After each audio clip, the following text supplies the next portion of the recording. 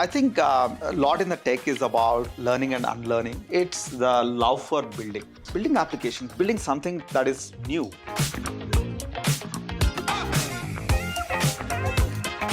We were working with Diageo a few years back, and they had a AI agent that helped them create cocktail recipes, right? Friday evening, I got stuck on cocktails, but I understood the insight.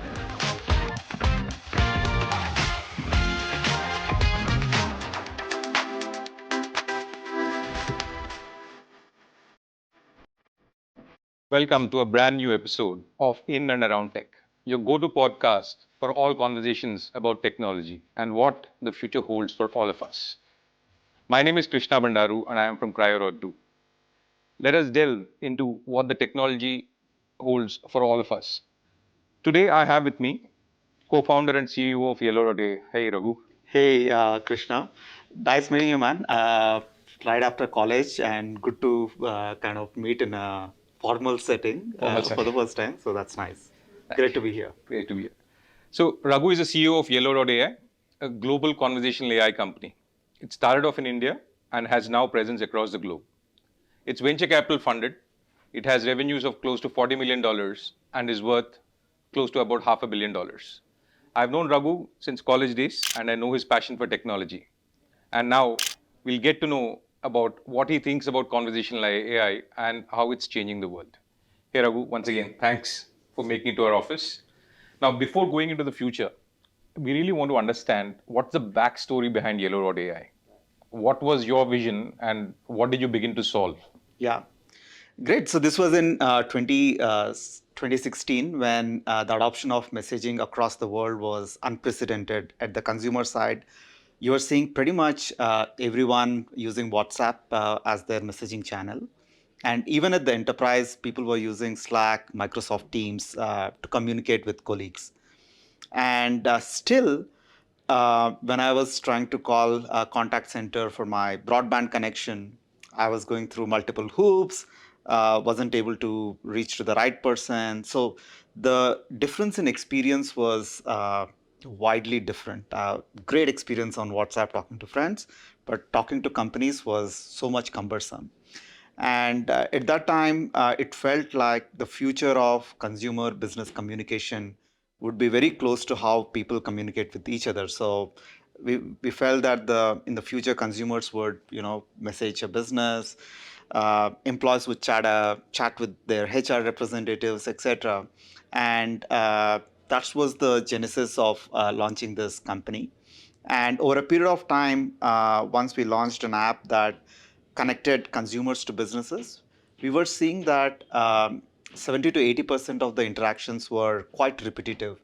People were asking for appointments, open and close timings, reservations, status of their payments. And then we realized that AI has a significant role to play in driving those interactions instead of human agents supporting end customers. And that once we launched that with the companies, we saw the contact center volumes come down, the customer satisfaction rates go up. So, you actually first started as a B2C company. Tell us something about that. I mean, where did you launch and what are the kind of consumers you were targeting? Yeah, so we launched in Bangalore, India. That's where we were based. And we primarily targeted consumers that were primarily looking to do something with local shops. So essentially, trying to get to a restaurant or trying to get to a local bank, things like that. And we launched this while we were still working in our jobs. But what struck us was two people working on weekend, launching without any marketing. We were able to get to 100K plus users. Venture capitalists were calling in, so there looked like a natural need and resonance of something like this with end consumers. So then we felt there was a broad fit in the market where the product was resonating, and then it just one step after one step, we kept on improving that experience. And the pivotal move from B2C to B2B came when we actually went to the enterprises, because finally enterprises have to respond to the customers. And we asked them, this automated interactions, would you want to handle support through our app? So the enterprises asked that, hey, we don't want to use a third-party app for providing our information support. Can the same experience be made available on our websites? Okay. And yes, sure. I mean, you pay a subscription, will help you do that. And once we launched on that websites, the I'll give an example. This one of our first customers was Bajaj Finance. They estimated that there would be about 10K users interacting on your platform, and your subscription is aligned to that. But once they launched, they were having millions of users use the product to get services from Wow. Bajaj Finance. Millions. Millions. And even now, we probably process multiple millions of interactions for Bajaj Group over every single quarter. So that was a key striking moment of product market fit is if it works for Bajaj Finance, why doesn't it work for a HDFC Bank or a retail company? And then we expanded really fast to a lot of customers. But tell me, even in 2016, there were these chatbots on websites, but they couldn't do too much, right? I mean, you often got wrong responses or you didn't get a response. How did you solve that initially? Yeah, I think we were very lucky on our timing. So the technology evolved quite a bit from early 2000s to where we are right now. Okay. I'll go a little bit deeper into the tech part as well. 2015 or 16 was the first time when TensorFlow was launched as an open source by Google. Okay. And we use that technology as the backbone for creating our experiences, which are based on machine learning toolkits built on top of TensorFlow. Again, that was a phenomenally differentiating experience at that point of time, before which chatbots were completely rule based. Okay. Based on keywords, what's the response, things like that. But a machine learning approach gave a superior experience. Okay. But if I compare to where we are in this world with generative AI, that experience is like rock ages, right? Okay. So the experience now with generative AI is probably 100x better than what we started off with. But just like I always give the example of self-driving cars, right? Historically, the first version of a self-driving car is just cruise control, Right. where the car is on a lane, you put it on cruise control, it keeps going. And now I drive a Tesla, which is a fully self-driving, which is essentially I was able to travel a 4-hour trip where I didn't have a single intervention, and the car took me all the way, traversing through the signals, traversing through the traffic. So I would compare the technology at that point of time was more like cruise control handles. Most of the things still very valuable. It gives, it takes away effort from contact centers, support agents.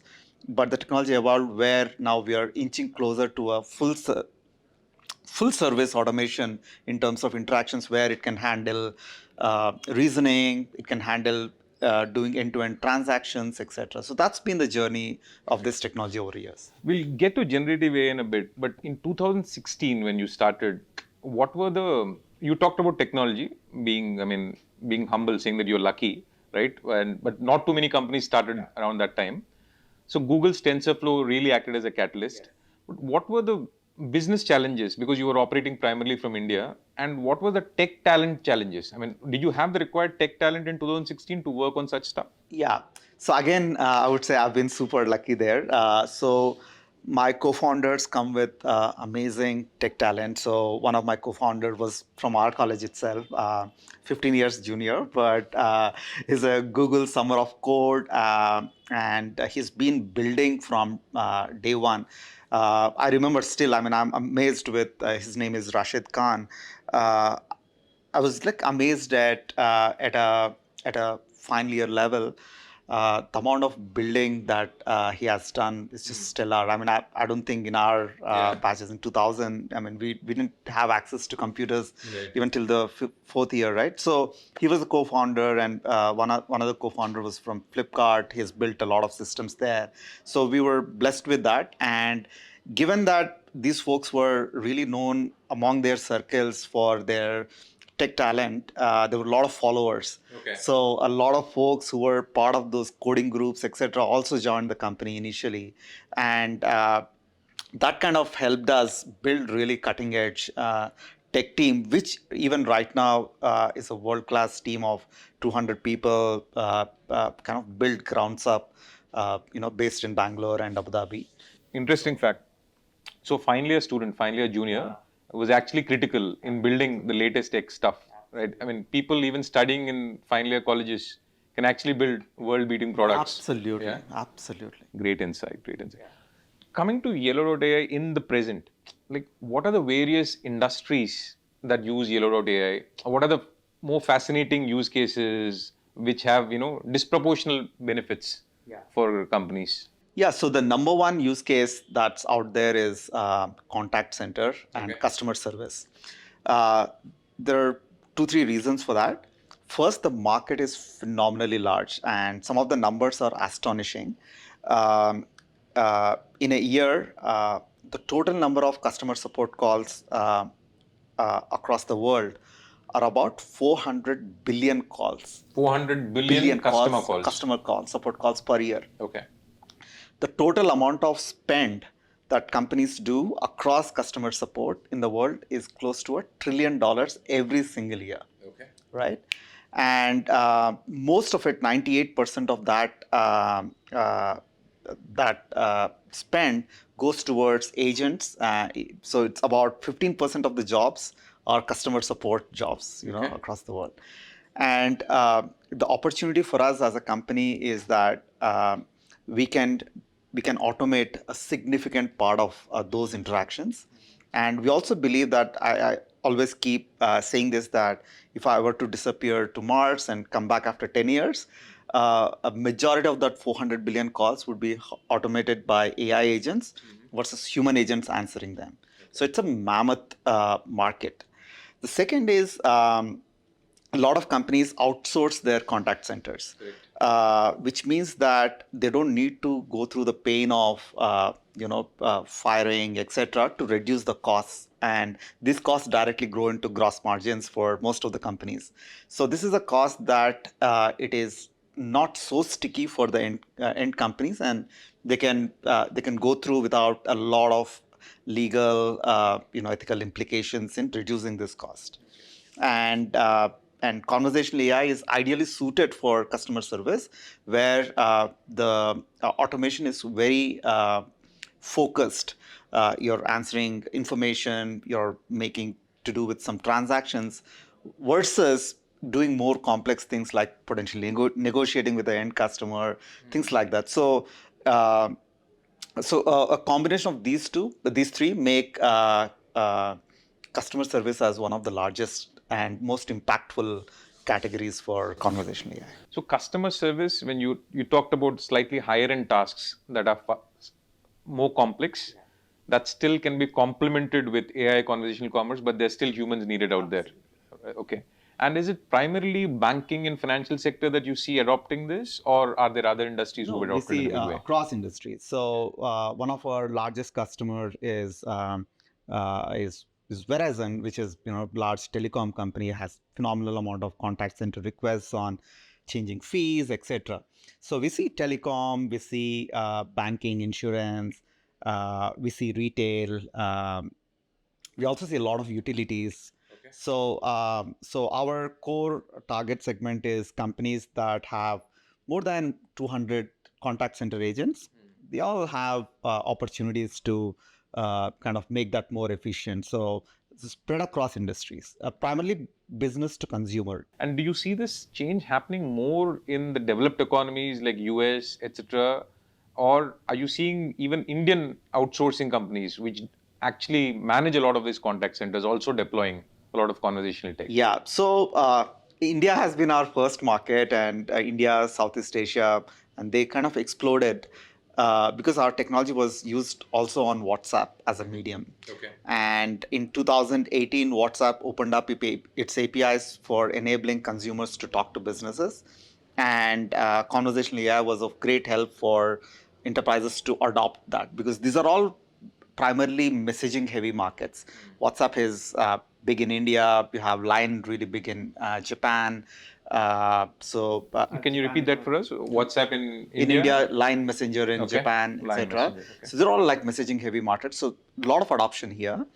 We are seeing in developed markets, people are more voice centric, people call. Okay. So we are seeing a large adoption of voice AI agents in markets like North America and Europe. Okay. So there's adoption across all markets at this point of time.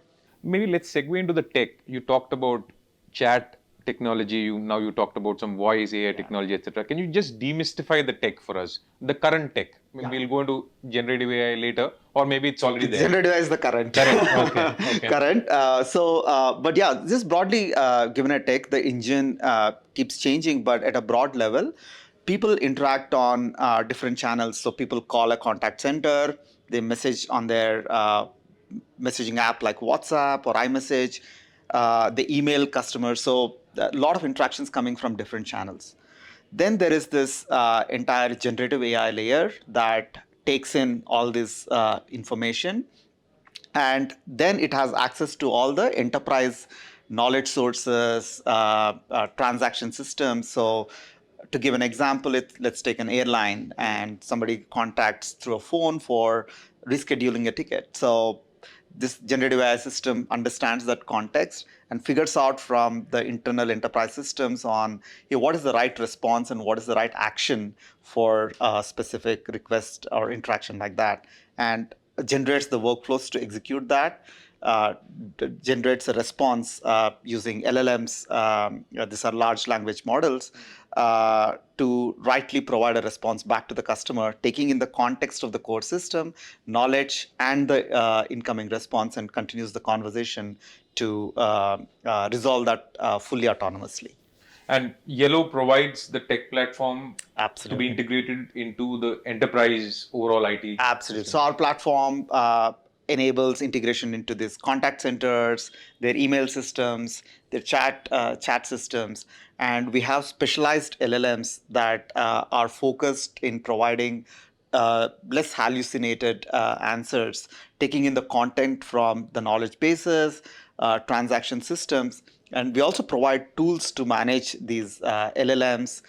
So people have to look at all the responses and audit them whether they're right, wrong, train them back. And we also provide a workflow automation system so that if there is an action that needs to be taken for every single interaction. So in a case of trying to reschedule, we need to trigger a rescheduling request into, let's say, their a ticket management system and complete that task and return it back. So all this is managed using the Yellow AI platform. So you mentioned that there's a 200-member team. I'm sure it's a highly qualified deep tech team. But when you do so many implementations for so many customers across the world, does it have also a different kind of workforce, tech talent that's required to deploy AI and make it useful for clients? 100%. So we call it our customer success and professional services team. Okay. So which maps our platform and capabilities to the business and their needs. Okay. So they have a unique experience of understanding the businesses very deeply, their needs, their priorities, and they use the platform to drive the right interactions on their voice channels, chat channels, and AI agents. So absolutely, there is a big team, and I think the skill set for that team continues to evolve. They need to have not only business knowledge, they need to have a lot of tech knowledge on how AI works, how to configure it, but they also need to have a very nice design knowledge on what provide most impactful and delightful experiences for customers. Okay, understood. Great. Now, when you said the 200 people building Yellow.ai, right? Can you tell us a bit of the tech talent that's there? I mean, what are the skills that they have? I mean, what does it take for somebody to get into a company like Yellow.ai? Yeah, so I think technology keeps changing, but what we found most impactful is people who have a great capability to build tech in general. Build tech. Yeah, Okay. they're great programmers Okay. by nature, and they have been used to building a lot of things. I mean, they create websites, they create apps, they create algorithms, they kind of solve things in general.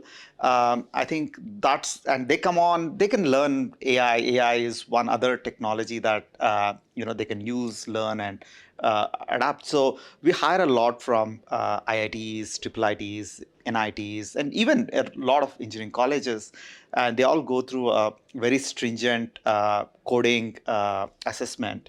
And people who are great in developing tech coding are the ideal candidates for.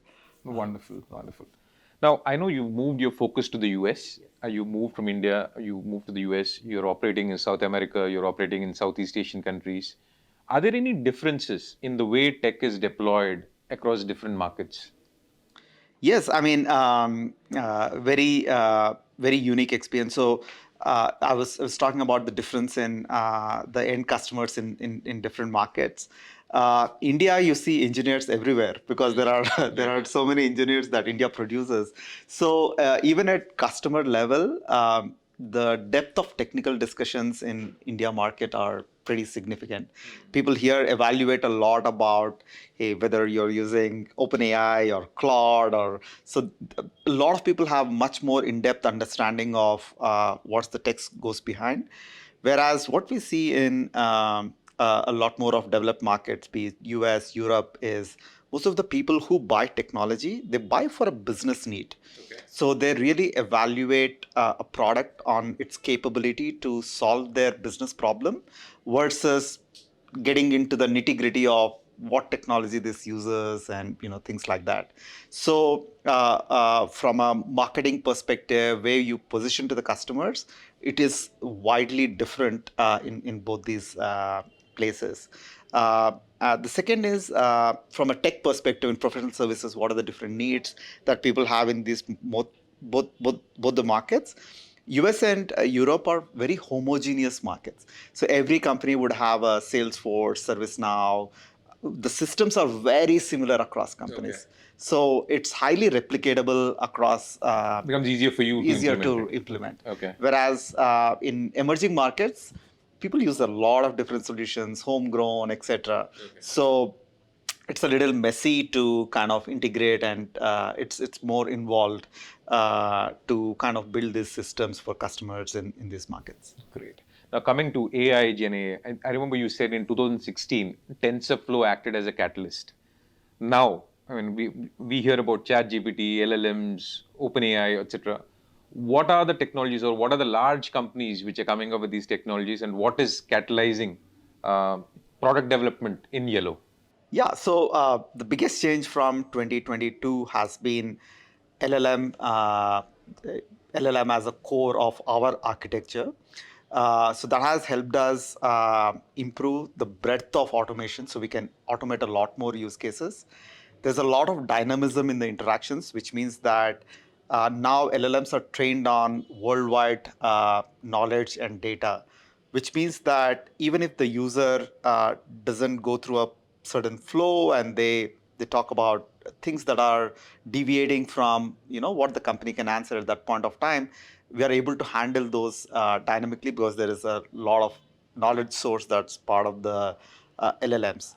And then now the third is the depth of interactions automated. So primarily it started off in 2016 with answering informational queries. When are you open? What is the pricing for this? Then it with further technologies, we nailed the transactional elements, going and rescheduling the tickets, placing the order, etc. Now with generative AI, we are able to add reasoning, decision making into those interactions. So, for example, someone comes and cancels their ticket, and the reason for that is they got a cheaper price in a different portal. Typically, it required a human to make a decision that I'm going to give additional discount of 10% to retain that customer. Now those kind of decision makings can be done within our platform, primarily by the power of LLMs going behind that. So that has been the key game changer technology. And at the core of it, what is an LLM? Large language models functionality is just simply at a unit level. This is what it is. It predicts what is the next best word for any given context. based on its global learning, and you can also feed your own learning from the enterprise and past interactions and stuff like that. And how you use that unit level technology to drive these reasoning capabilities, transaction capabilities, information capabilities is what companies like us can help companies, our customers do, and drive automation across their service So agent. you take an LLM which is trained on generally available content. You again train it on enterprise context. Yeah. Yeah. So that's called fine tuning. So we fine tune on a lot of enterprise data. And LLMs comes in different flavors. So there is the big daddy of all, which is OpenAI, which has probably few trillion parameters, and there are also smaller models like Llama from Meta. So you have only probably 10 billion, 30 billion parameters, the smaller models. So we use a combination of these smaller models trained on enterprise data. So that gives us less latency, lower cost, and higher accuracy, because the deviations in responses aren't large in small parameter models.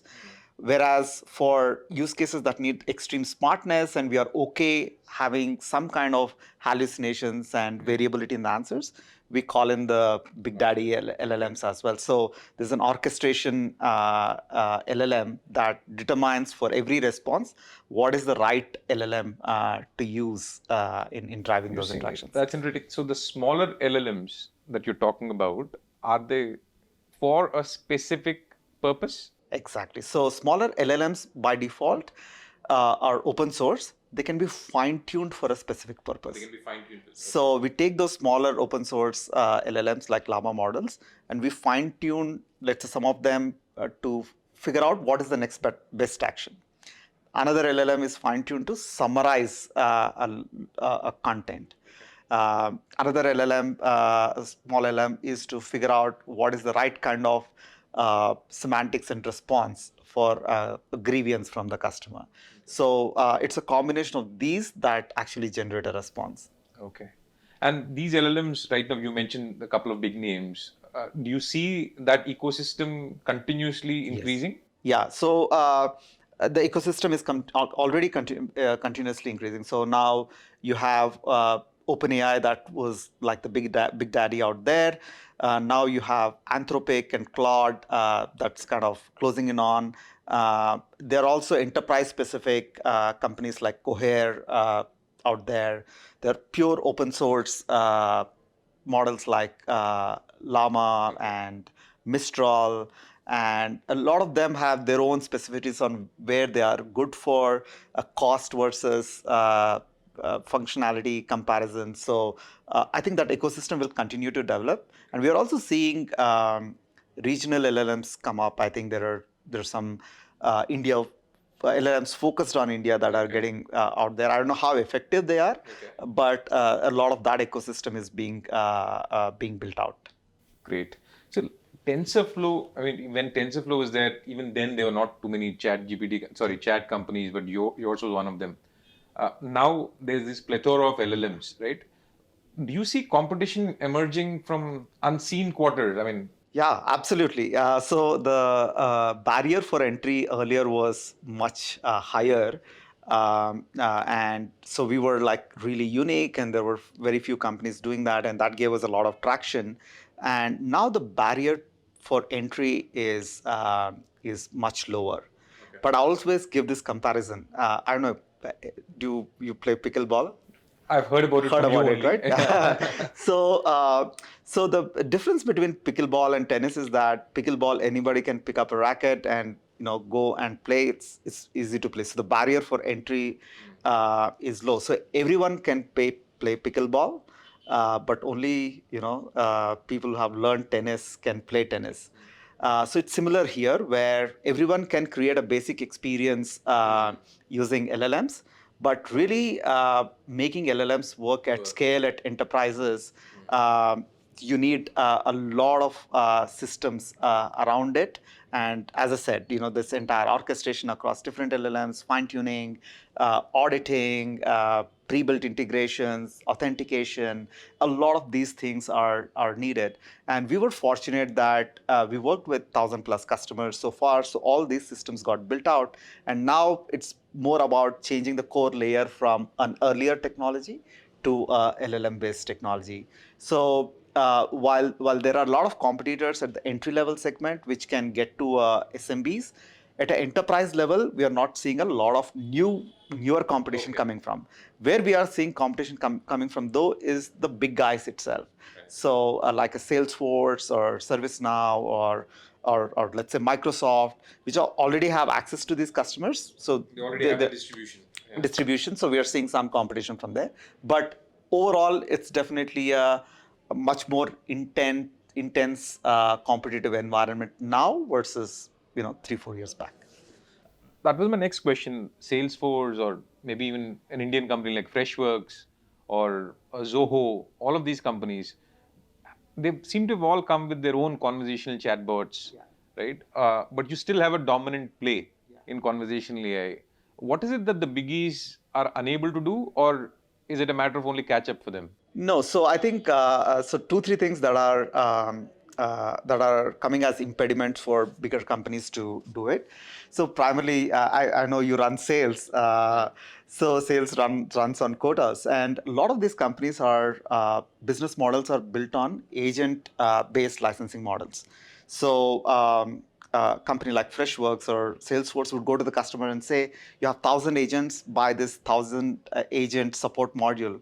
But you know what? We have this AI agent that will automate significant of them away, and you only need 500 agents. Then he's confused on, so should I buy this 1,000 or should I buy? So there is a natural conflict and cannibalization in agent-based models versus an automation-based models.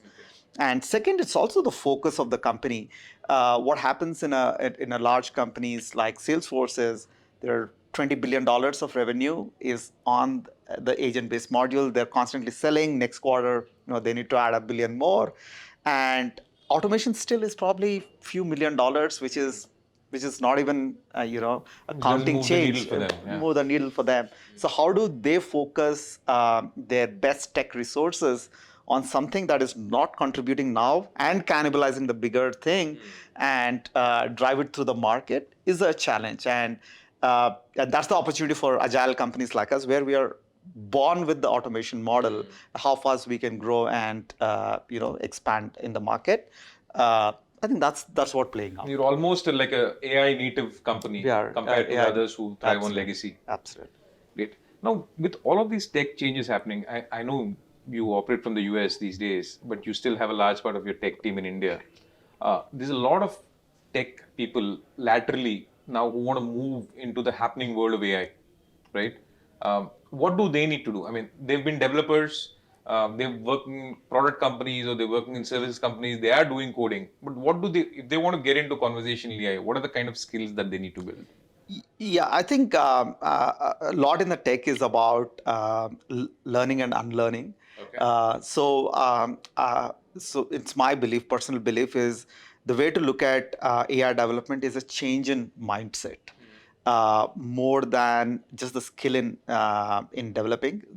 The key reason is this: a lot of the regular app development, tech development, is based on limited set of inputs and limited set of outputs. So you take an Uber app, you can do 5 different things. You can call a cab, you can maybe order food, and it does as an output maybe 10-15 different things.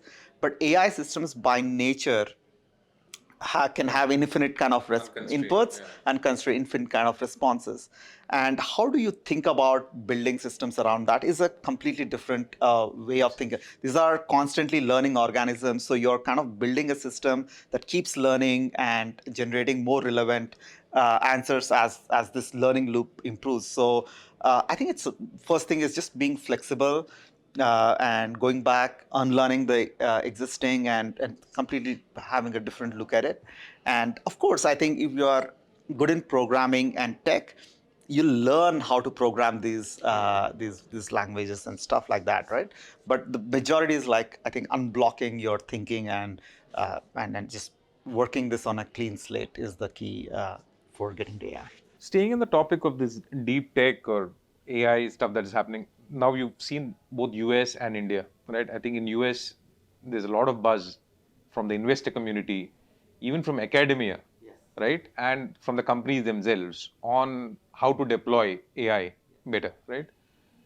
Do you see the same thing in India? I mean, is there something missing in India? Yeah, it is, right. So the foundation models, which are the core infrastructure of AI development, which is like the core algorithms, they need billions of dollars of investment. Like OpenAI probably had 20 to 30 billion dollars spent in upfront without getting any revenue in building these foundation models. So that kind of capital, talent in building foundational technology, I think it's non-existent in India. It's just not there, right? And US completely dominates with respect to that. But what India has been capable over a period of time is their business understanding. You have these Accentures, TCS, Wipro. They've been working with these companies for a long time. They know what a banking company needs. They know what a retail company needs. So the best opportunity for India is to build the application layer On top of it. on top of the foundational models.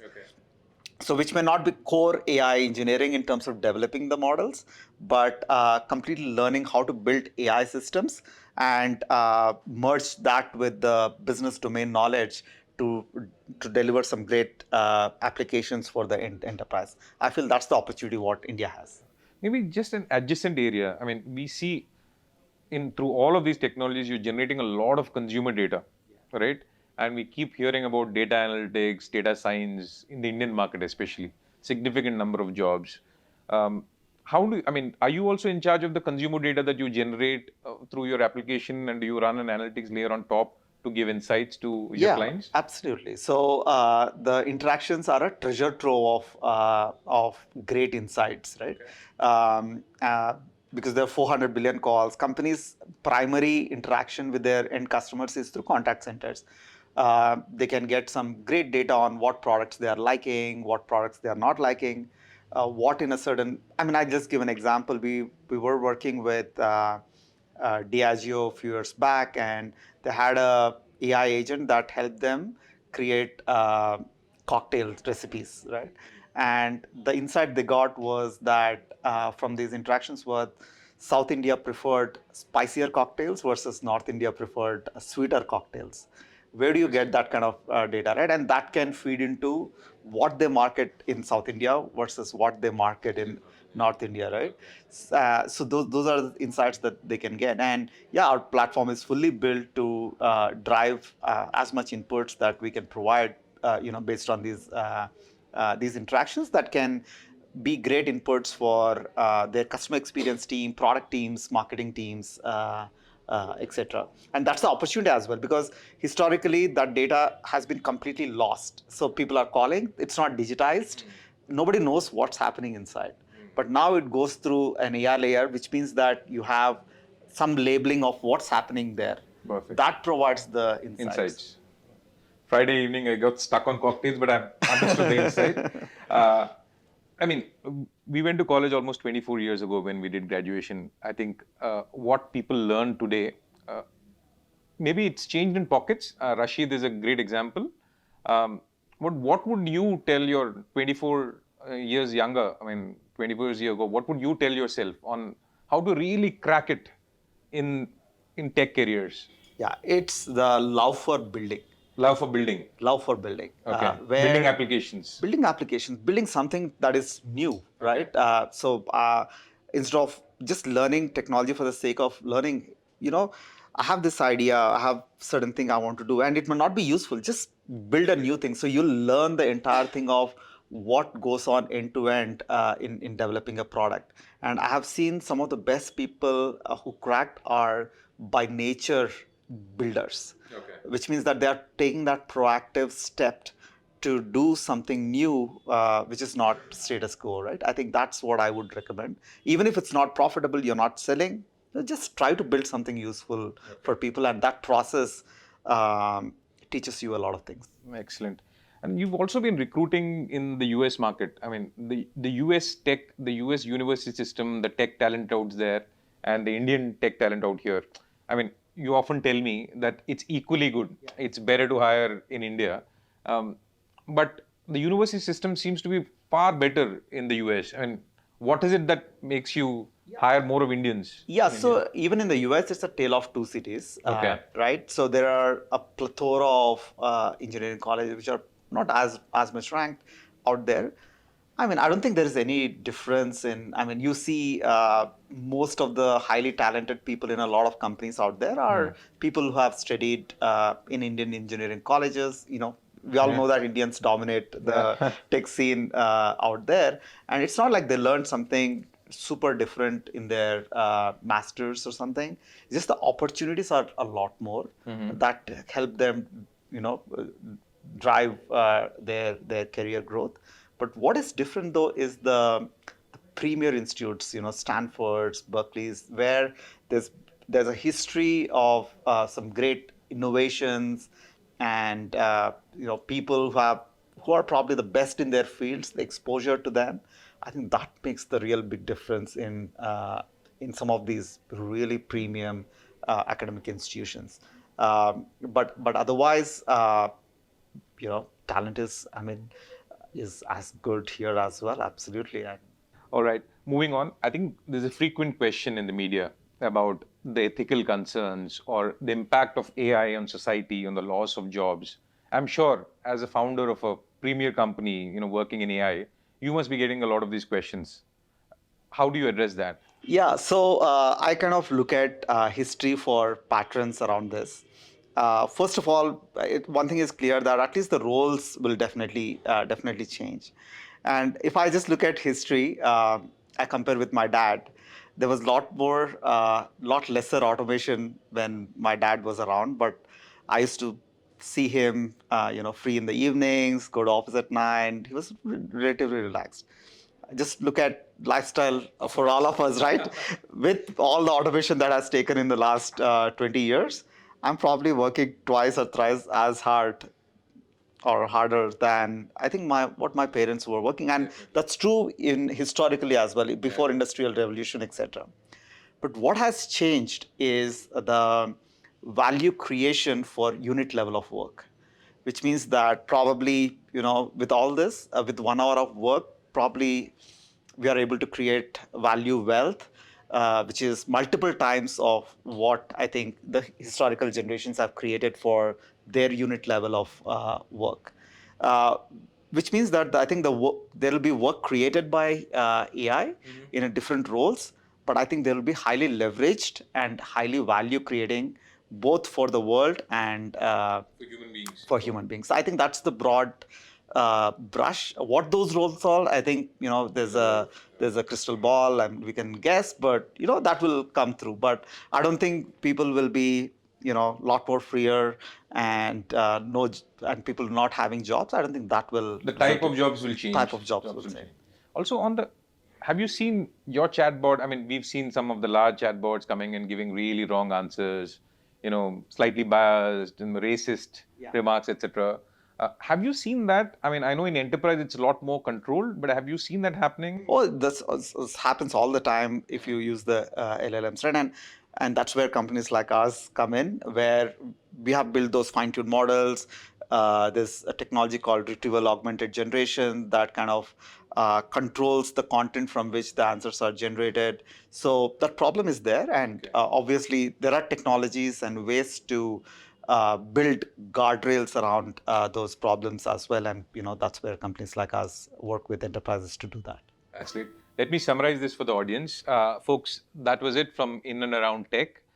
What did we learn today? Yellow.ai, a Bangalore-based company, has conquered the world with its conversational AI technology. That's number one.